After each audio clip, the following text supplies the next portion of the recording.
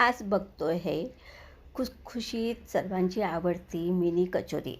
तुम्हाला माहिती आहे का, एक पसरट भांडं घेतलं, 1.5 कप रवा घालून घेतला मिक्सर जारला आणि तो छान बारीक करून घेतला आणि त्या परातीत आपण घालून घेतला. आता कढईत तेल घातलं आहे.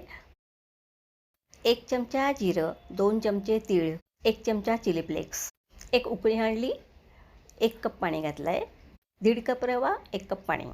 उकळी आणली, भरपूर कोथिंबीर घालून घेतली, मीठ घालून घेतलं, गॅस बंद केला आणि थोड्या वेळ ठेवलं आहे. लगेच रवा भिजवायला घेतलं आहे. प्रथम चमच्याने करूया, नंतर हाताने मळूया. मऊसर घट्ट असा छान गोळा बनवून घेतला आहे. बघू शकता, एकदम सॉफ्ट. थोडे याला बाजूला ठेवूया आपण. एका भांड्यात पाणी घातलं, ते उकळायला ठेवलं, त्यात मटार घालून घेतले, ते सुद्धा बॉईल करून घेतले. बॉईल करून चाळणीत काढून घेतले आणि छान बोटाने बघितलं, छान मऊ झाले. आता चमच्याच्या साहाय्याने आपल्याला क्रश करूया. क्रश करून झालं की यात सुद्धा कोथिंबीर घालूया.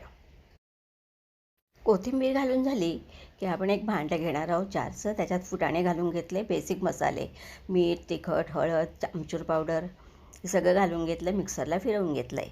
तो मसाला आपण याच्यामध्ये घालून घेणार आहोत मटारमध्ये. एका भांड्यात तेल घालून घेतलं, जिरं, धणे, बडीशोप, हिरवी मिरची, हिंग, लाल मिर्च सगळं घालून तडका करून घेतला. मटारच्या सारणमध्ये हे सगळं घालून घेतलं गरम गरम आणि छोटे छोटे बॉल बनवून घेतले. तुम्हाला मोठे बनवायचे आणि मोठे बनवू शकता. आता सुजीची पारी बनवून घेऊया. आता मटारचा बॉल त्याच्यामध्ये ठेवून घेऊ आणि सगळीकडनं बंद करू.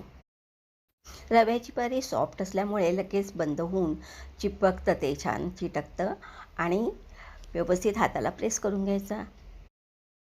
सर्व कचोरी बनवून झाल्यात. आता आपण कढईत तेल गरम करायला ठेवलं आहे आणि व्यवस्थित गुलाबी रंगात तळून घ्यायचे आहेत. बाहेर पाऊस, गरमागरम चहा आणि सोबत कचोरी. वाव! तुम्हीसुद्धा ट्राय करा, एन्जॉय करा. एक लाईक द्या जरूर. परत भेटूच आपण. बाय.